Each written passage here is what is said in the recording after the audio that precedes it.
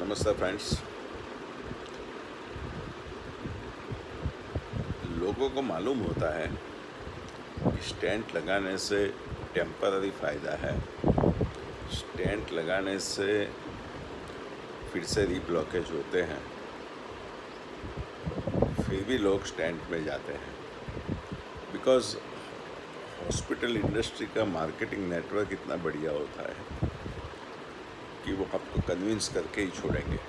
अच्छा, दूसरी बात आपको एक बात बताऊं मैं कि हाथ से या पग से जो एंजियोग्राफी के लिए कैथेटर डालते हैं वो पूरा आर्टीरियल सिस्टम का एंडोथेलियम को डैमेज करता है,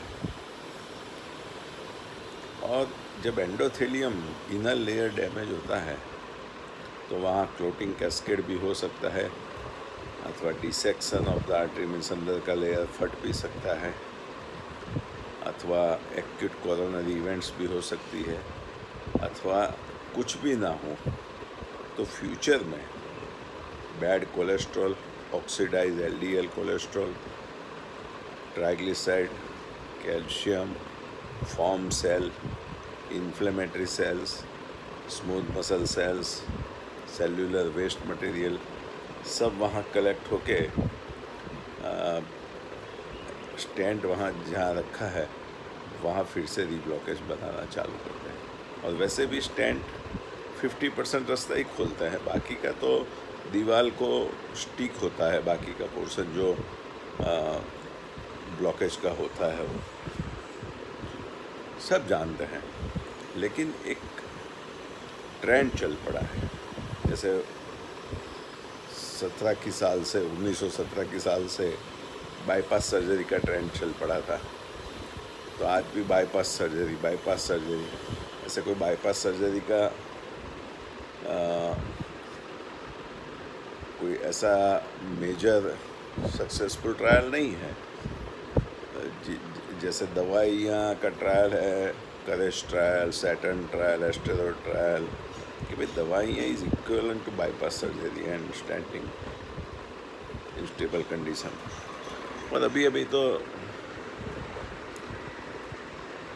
दवाइयाँ और इंजेक्शन्स इतने बढ़िया निकले हैं कि आपको दवाइयाँ से स्टेबिलाइज हो जाना है, ब्लॉकेज को स्टेबिलाइज करना है, और दवाइयाँ से ब्लॉकेज को रिक्रेस करना है।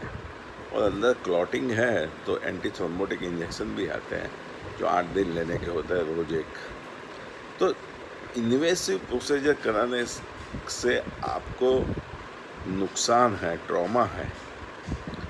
एंजियोग्राफी की डाई से किडनी भी डैमेज हो सकती है, डायबिटिक में और सीवियर हार्ट फेलियर में बाईपास सर्जरी सक्सेसफुल नहीं होती है। ऐसे भी बाईपास सर्जरी के बाद ट्रॉमा ही होता है और दवाई आपकी बढ़ती है। तो उसका क्या मतलब ये प्रोसीजर कराने का? एक प्लेसेबो इफेक्ट देती है ये एंजियोप्लास्टी और बाईपास सर्जरी। आपके माइंड में तसल्ली होती है कि कुछ कराया प्रोसीजर हमने, बाकी कोई इफेक्ट नहीं है। बाकी तो कई बार सडन ब्लड फ्लो खुलने से इस्केमिक रीपरफ्यूजन इंजरी होती है तो और डैमेज होता है हृदय। तो ये बात लेमैन नहीं जानते हैं जो नॉन मेडिकल है वो, लेकिन डॉक्टर्स को मालूम होता है। फिर भी वो आज प्रोफेशनलाइजेशन में एंजियोग्राफी में ब्लॉकेज परसेंटेज वाइज दिखाना वो कितनी बड़ी एक गलत बात होती है। हाँ, ब्लॉकेज है तो आप लमसम उनको बोल सकते हैं कि भाई आपको ब्लॉकेज है, और ऐसा लगता है कि आपको इंटेंसिव मेडिकल ट्रीटमेंट अथवा आपको कोई प्रोसीजर करानी चाहिए इमरजेंसी के 1 कलाक में। लेकिन अब तो ब्लॉकेज देखने के लिए प्रोसीजर कराते हैं। ये तो हार्ट को डैमेज करने की बात होती है। आपको हार्ट को रेज्यूनेट करना है तो एक बहुत मिरेकल ट्रीटमेंट ECP जो US FDA ने अप्रूव किया है हार्ट अटैक के लिए, कंजेस्टिव कार्डियक फेलियर के लिए, फिर angina, severe angina class 2B के लिए, कार्डियोजेनिक शॉक के लिए, तो ये ट्रीटमेंट आप कोई वार्ड का आप नहीं, कोई निडल नहीं डालना है, कोई कैथेटर नहीं, कोई स्टेंट नहीं। आप खाली रोज़ 1 कलाक हफ्ते में 5 दिन आना है। ऐसा 7 हफ्ते का कोर्स होता है, मीन्स 35 आवर्स का कोर्स होता है। मंडे टू फ्राइडे रोज़ 1 कलाक ट्रीटमेंट लेना होता है, सैटरडे संडे ऑफ होता है। इससे आपका नेचुरल बाईपास होगा, नेचुरल एंजियोजेनेसिस होगा, नई नई रक्तवाहिनियाँ खुल जाएगी, हार्ट एकदम रेज्यूनेट हो जाएगा। लेकिन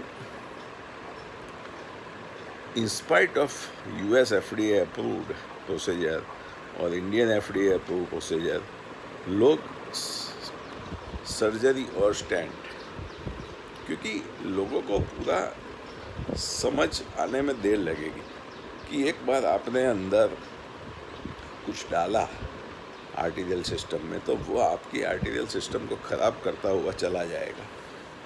तो वो डैमेज करेगा आपकी आर्टीरियल सिस्टम। आप बाईपास सर्जरी भी एक जात का ट्रॉमा ही है हार्ट के लिए।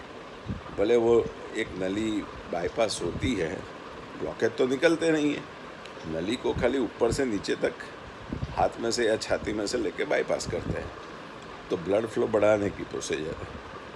लेकिन कितना बड़ा ट्रॉमा। और मिकास जो मिनिमल इन्वेसिव कोरोनरी सर्जरी है, उसका रिजल्ट अच्छा नहीं है। तो बाईपास में तो रिस्क है लाइफ का। तो आप सोच समझ के intensive medical treatment, ECP US FDA approved natural bypass treatment और डिटॉक्सिकेशन ट्रीटमेंट के, जो उसका US में $31 मिलियन का 2 ट्रायल हुआ और वो दोनों सक्सेस हुए कि भाई डायबिटिक हार्ट पेशेंट्स में वो सब्सटेंशियली डेथ रेट और हार्ट अटैक कम करता है। तो आप हो सके तो इन्वेसिव प्रोसीजर को अवॉइड करिए एंड एडॉप्ट हेल्दी लाइफस्टाइल। आप कॉन्शियस हो जाइए डाइट में कि मेरे को ब्लॉकेज है तो मैं ये खा रहा हूँ, वो मेरे जीभ के लिए अच्छा है कि मेरे हार्ट के लिए अच्छा है। आप कॉन्शियस डाइट लीजिए कि भाई मेरे हार्ट के लिए लीला शाक भाजी, फ्रूट्स वगैरह अच्छा है, मल्टीग्रेन आटा की रोटी, कोरी रोटी अच्छी है, तो मैं उसको ही अडॉप्ट करूँ। सलाद की प्लेट अच्छी है, मल्टीपल सलाद मैं खाऊँ रोज़ 1 प्लेट।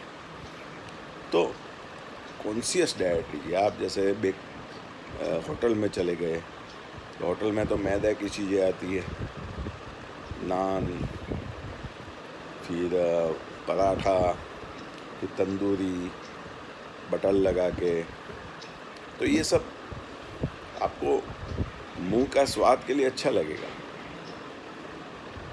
सब्जियां भी क्रीम वाली होती है सब। आप आइसक्रीम खाने चले जाते हो, तो ये सब मुंह के लिए, स्वाद के लिए अच्छा है। लेकिन आप कॉन्शियसली सोचो कि भाई मैं ये खाऊंगा तो मेरे हार्ट के लिए कैसा है, हार्ट के लिए नुकसान है कि फ़ायदा है। जैसे आप अथाना खाते हो, पापड़ खाते हो, पोटैटो चिप्स खा लेते हो, या कुछ भी पड़ीके में जो आता है बाज़ार में मिलता है कुछ भी खा लेते हो, पिज़्ज़ा, बर्गर, सैंडविच वगैरह कुछ भी खा लेते हो, पेट भर जाता है, स्वाद अच्छा मिलता है, पानी पूरी खा लेते हो। लेकिन आप कॉन्शियसली देखो कि भाई ये अच्छा नहीं है मेरे हार्ट के लिए, तो don't take it. Natural diet पे आइए, plant based vegetarian natural diet पे। और कभी कभी मन हो जाता है जीभ का स्वाद के लिए, तो उसको बैलेंस करना सीखें कि भाई कुछ गलत खा लिया, मीन्स फैटी चीज़ वाला, तो एक दिन मैं फास्ट रखूँगा, अथवा शाम को मैं फास्ट रखूँगा, अथवा लीला शाक भाजी और सलाद ऐसा कुछ खा के शाम को चलाऊँगा। तो इसको बैलेंस करना सीखिए आप, वरना ब्लॉकेज, ख़राब कोलेस्ट्रॉल वाले बढ़ते जाएंगे। जैसे आप कॉन्शियस डाइट पे आते हो, प्लांट बेस्ड वेजिटेरियन, तो आपके ब्लॉकेज कम होते जाते हैं और आपको ये सब इन्वेसिव ट्रीटमेंट में जाने की ज़रूरत ही नहीं पड़ती। आप medicines, intensive medical treatment, lifestyle में चेंज और अपने बॉडी को एक्सरसाइज करवाने से, means aerobic, walking, cycling, swimming, ये करवाने से आपको बहुत फ़ायदा मिलेगा। नेचुरल बाईपास इसमें भी होती है। आप डेली हाफ आवर चलते हो तो फिर अनुलोम विलोम प्राणायाम कीजिए, फिर डीप ब्रीथिंग कर सकते हैं, आप मेडिटेशन कर सकते हैं। तो कहने का मतलब है कि ट्रॉमेटिक प्रोसीजर में आप जाते हो और समाज में तो अभी एक फैशन हो गई है कि ये इसने 2 स्टेंट लगा दिए, इसने 1 स्टेंट लगा दिया, तो समाज में ये कॉमन चीज़ हो गई है। लेकिन जो हॉस्पिटल में डेथ रेट होते हैं वो बाहर नहीं पड़ते हैं। जैसे बाईपास के बाद क्या हुआ, स्टेंटिंग के बाद पेशेंट की कंडीशन कैसे हुई, 2 महीने में चेस्ट पेन बढ़ा कि मिट गया। कभी कभी लोगों को स्टेंटिंग के बाद चेस्ट पेन बढ़ जाता है, तो वो समझ में नहीं होता है। बस स्टेंट लगवा दिया, फिर दवाइयाँ खाना है, फिर वो डॉक्टर को पूछते नहीं हैं कि साहब मेरे ब्लॉक निकल गए होंगे, फिर से एंजियोग्राफी करें। क्योंकि एंजियोग्राफी डॉक्टर का माइंड होता है, डॉक्टर का जजमेंट होता है। इसमें कोई रॉकेट साइंस नहीं है। ये लमसम लिख देते हैं। आपको एंजियोग्राफी करानी है तो सीटी कोरोनरी एंजियोग्राफी कराइए, जिसमें कोई कैथेटर नहीं जाएगा, कोई हार्ट को डैमेज नहीं होगा। तो please avoid damaging procedures like stenting और bypass surgery and take advantage of ECP treatment, that is US FDA, heart treatment for heart failure जिसका पंपिंग कम है और नेचुरल बाईपास करने के लिए, and detoxification treatment with train doctor. ECP में inflation, deflation और रेशियो क्या रखना वो डॉक्टर की स्पेशलिटी पे जाता है। ECP सेंटर्स तो बहुत है ऐसे, लेकिन कैसे इसको मैनेज करना वो बहुत ज़रूरी होता है। ऐसे ही किलेशन में भी ट्रेन डॉक्टर से ही ट्रीटमेंट लेना है, एक्सपीरियंस डॉक्टर से ही ट्रीटमेंट लेना ज़रूरी होता है। तो आपका हार्ट को कोई डैमेज नहीं होगा और आपका हार्ट रेजुवेनेट हो जाएगा without surgery and without trauma. नमस्कार।